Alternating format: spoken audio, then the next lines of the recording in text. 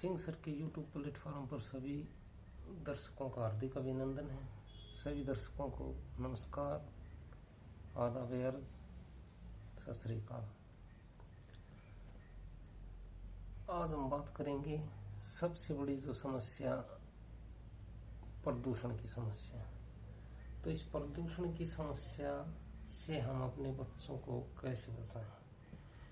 जो ये प्रदूषण की समस्या है साल दर साल बढ़ती जा रही है, ना ही तो सरकार इसके ऊपर कोई ठोस कार्रवाई कर रही है, ना ही सरकार के केंद्र में है कि हमें प्रदूषण की समस्या को दूर करना है। क्योंकि साथियों, जो प्रदूषण की समस्या है वो हर इंसान को परेशान कर रही है और खास करके जो छोटे बच्चे हैं उनके भविष्य को खराब कर रही है। तो सरकार इसके ऊपर कोई कार्रवाई नहीं कर रही है, तो हमें भी हर इंसान को इस समस्या के खिलाफ आवाज़ उठानी पड़ेगी, काम करना पड़ेगा।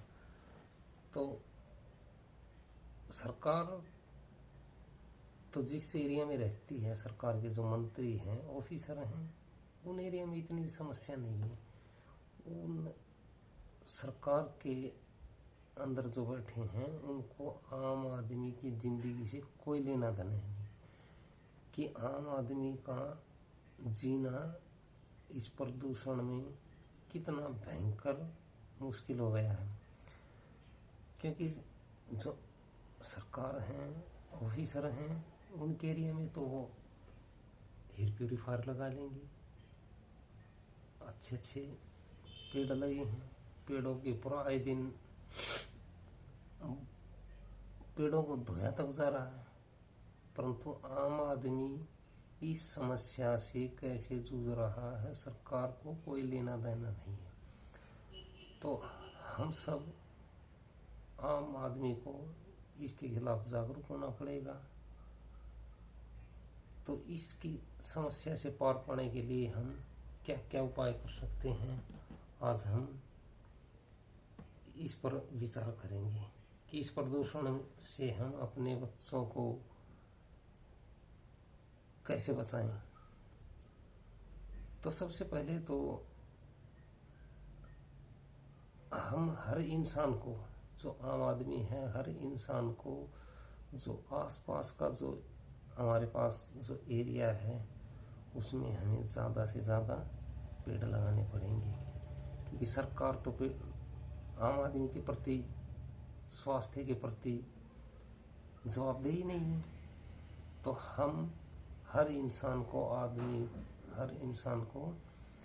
आवाज़ उठानी पड़ेगी, इसके लिए काम करना पड़ेगा। तो सबसे पहले हमें जो हमारे आसपास भी, हमें जहाँ जो भी जगह दिखाई दे, खाली जगह दिखाई दे, हमें वहाँ पर ज़्यादा से ज़्यादा पेड़ लगाने हैं। और पेड़ केवल लगाने से ही समस्या का समाधान दूर नहीं हो जाएगा। हम पेड़ लगा भी देते हैं, सरकार भी लगा देती है। हर पेड़ को बचाना बहुत ज़रूरी है। जब तक पेड़ नहीं बचेंगे तो हम सांस कहाँ से लेंगे। हमने पीछे कोरोना काल में भी देखा होगा कि ऑक्सीजन की समस्या से इंसानों ने कैसे दम तोड़ा है। तो अगर आज हम हर आदमी जागरूक नहीं हुआ तो हम आने वाले जो समय है उसमें हमारे बच्चों का जीवन दूभर हो जाएगा। तो साथियों, हम सबको मिलकर के ज़्यादा से ज़्यादा पेड़ लगाने होंगे और उन पेड़ों को बचाना भी होगा। क्योंकि पेड़ लगाना और पेड़ बचाना सरकार के उसमें नहीं है। क्योंकि जहाँ सरकार और उनके मंत्री बैठते हैं वहाँ तो ज़्यादा से ज़्यादा पेड़ लगे। पेड़ों के ऊपर धूल है तो वहाँ पर पेड़ों पर रोज़ बारिश की जा रही है। परंतु जो आम आदमी है, जहाँ आम आदमी रहता है, उस मोहल्ले में कभी सरकार आती है, कभी नहीं। तो नंबर 1 तो ये कि हमें ज़्यादा से ज़्यादा पेड़ लगाना है और उनको बचाना है। इसके बाद हम प्रदूषण को कम करने में और किस तरह से अपना सहयोग दे सकते हैं। साथ ही देखो, प्राचीन काल में जो हम तीज त्योहार मनाते थे, तो हो सकता है उस समय में ये समस्या, प्रदूषण की समस्या नहीं थी, तो तब हम तीज त्योहार जैसे दिवाली है उसके ऊपर पटाखे बजा लेते, तो उसका एक साइंटिफिक वो था, क्योंकि तब इतनी प्रदूषण की समस्या नहीं थी। तो जो कीट पतंग मच्छर हो जाते थे, तो जो पटाखे वगैरह का धुआं होता था तो उससे वो मर जाते थे। तो उस समय पटाखे बजाना पर्यावरण के लिए इतना नुकसानदायक नहीं था। तो आज सबसे पहले हमें जो हम हर त्योहार के ऊपर जो पटाखे बजा के प्रदूषित करते हैं हवा को, उसके ऊपर हमें बिल्कुल रोक लगानी पड़ेगी। हम कहते हैं अरे साल में एक त्योहार आया, इस पे अगर हम पटाखे नहीं बजाएंगे तो कौन, हमारे पटाखे बजाने से नहीं, हमें अपने विचार बदलने होंगे। अगर ऐसे ही पटाखे और ये जला के हम हवा को प्रदूषित कर रहे हो तो हम इसको रोक नहीं पाएंगे। उसके बाद हम हर त्योहार के ऊपर हम अपने संसाधनों को प्रदूषित करते हैं। हम त्योहारों के नाम पर हम अपनी नदियों को इतना प्रदूषित करते हैं कि वो पीने के लायक ही नहीं रहता हर त्योहार में। तो साथियों, हमें जो ये त्योहारों के नाम पर हम प्रदूषित कर रहे हैं अपनी नदियों को, अपने पर्यावरण को, हमें इस पर बिल्कुल रोकथाम लगानी पड़ेगी। अगर ऐसा ही चलता रहा कि सरकार करेगी, हम साल में एक दिन का अपना त्योहार, क्यों नहीं, बिल्कुल रोकना पड़ेगा। तो ये मैंने बताए कि हम अपने पर्यावरण को त्योहार के साथ साथ त्योहार मनाएं, परंतु अपने पर्यावरण को प्रदूषित ना करके फिर हम इस प्रदूषित हवा में अपने बच्चों को कैसे बचाएं। जो ये आज वायु प्रदूषण का लेवल 500, 600, 1000 तक पहुंच जाता है, इसमें हम अपने बच्चों को कैसे बचाएं। क्योंकि जो ये प्रदूषित हवा है, सबसे ज़्यादा जो हमारे बुजुर्ग व्यक्ति हैं, छोटे बच्चे हैं, जो बीमार व्यक्ति हैं, उनको ज़्यादा परेशान करती हैं। परेशान तो हर स्वस्थ इंसान को भी करते हैं, परंतु उनके फेफड़ों को ज़्यादा प्रभावित करते हैं। छोटे बच्चों का इस प्रदूषित हवा में सांस लेना इतना मुश्किल हो जाता है। अगर बच्चा इसी उम्र में अगर वो फेफड़ों से के संक्रमण से जूझेगा तो आगे भविष्य में चल के वो क्या करेगा। बीमार व्यक्ति को तो सांस लेना ही मुश्किल हो जाता है। तो इस प्रदूषित हवा में हम अपने बच्चों को कैसे बचाएं। तो मेरा आपसे अनुरोध है कि इस प्रदूषण में हम बच्चों को कम से कम बाहर निकलने दें। जैसे कोई ज़रूरी काम ही हो तब भी जब बाहर निकलें तो सावधानी के साथ, जैसे मास्क वगैरह लगाकर निकलें। और हम क्या उपाय अपना सकते हैं।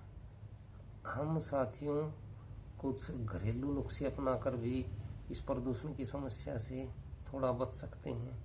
जैसे नहाने के बाद हम अपनी दोनों नाकों में सरसों का तेल, कानों पे और नाक के ऊपर सरसों का तेल लगाएं। तो इससे भी हम जो प्रदूषित हवा है हमारे नाक के अंदर प्रवेश करने से थोड़ी बचेंगे हम प्रदूषण से। तो ऐसे कुछ उपाय हैं जिनको हम अपना करके इस प्रदूषण से थोड़ा सा राहत पा सकते हैं। तो सरकार क्या उपाय करती है। सरकार कोई ठोस उपाय नहीं है, हर साल की समस्या है। ऊपर से सुप्रीम कोर्ट का ऑर्डर आता है, स्कूलों को बंद कर दिया जाता है। क्या ये परमानेंट इलाज है स्कूलों को बंद कर। ये सरकार की साजिश है, साजिश के तहत कि गरीबों के बच्चे हैं वो स्कूलों में ना जा सकें। सरकार चाहे तो क्या प्रदूषण की समस्या दूर नहीं हो सकती है। नहीं, एक दिन में समस्या दूर हो सकती है, क्योंकि वो थोड़ी परेशान है, आम आदमी परेशान है। आम आदमी की समस्या से सरकार को कोई लेना देना नहीं है। स्कूल बंद कर दिए, हर गरीब बच्चा ऑनलाइन क्लास लेने में सक्षम है क्या? किसी बच्चे के पास मोबाइल की समस्या है, मोबाइल नहीं है। अगर घर में बच्चे 2 हैं 3 हैं तो पेरेंट्स कितने मोबाइल उपलब्ध करवाएं? मोबाइल है तो उस पर इंटरनेट की सुविधा, ऑनलाइन क्लास लेने में इंटरनेट भी चाहिए, तो हर पेरेंट्स इंटरनेट भी उपलब्ध नहीं करवा सकता। और बच्चे ऑनलाइन क्लास में लेने में हमारे दिल्ली के बच्चे हैं वो कितना सक्षम है। तो हमें सबको इस सरकार की साजिश के खिलाफ आवाज़ उठानी पड़ेगी कि ये जो हर साल की समस्या है, कुछ दिन स्कूल बंद करके इससे छुटकारा नहीं पाया जा सकता। तो साथियों, हम सबको मिल करके आवाज़ उठानी पड़ेगी, सरकार के खिलाफ जागरूक होना पड़ेगा, बोलना पड़ेगा। हम अगर सरकार के खिलाफ ऐसे ही बोलने से बचते रहे तो सरकार कोई ठोस उपाय नहीं करने वाली। सरकार के कारिंदे हैं, जो ऑफिसर हैं, उनके एरिया में तो बड़े बड़े एयर प्योरीफायर लग जाते हैं, घरों में एयर प्योरीफायर लग जाते हैं, वहाँ पर ग्रीन बेल्टें हैं। हम आम आदमी जो जहाँ जीवन यापन कर रहा है वहाँ जाके देखिए क्या समस्या है। तो मेरी सभी साथियों से विनम्र अनुरोध है, अगर हम अपने बच्चों को का भविष्य बचाना चाहते हैं तो हमें एक साथ खड़े होकर के सरकार के खिलाफ भी और इस प्रदूषण के खिलाफ भी आंदोलन करना पड़ेगा। तो मेरे सभी दर्शकों से यही गुजारिश है कि आने वाले समय में ये प्रदूषण हमारे बच्चों के लिए काल ना बने, इससे पहले ही हम जागरूक हो जाएं। तो साथियों, YouTube पर हम अपने साथियों को इस वीडियो को शेयर करके लोगों को जागरूक कर सकते हैं। तो मेरा सहयोग कीजिए कि हम ज़्यादा से ज़्यादा लोगों को किस प्रकार से जागरूक करें। तो सभी दर्शकों से मेरा अनुरोध है कि मेरे चैनल को सब्सक्राइब करें और इस वीडियो को लाइक करें, ज़्यादा से ज़्यादा शेयर कर सकें, शेयर करें ताकि ज़्यादा से ज़्यादा लोग मेरी बातों से प्रभावित होकर के और इस अभियान में मेरा साथ दें। नमस्कार।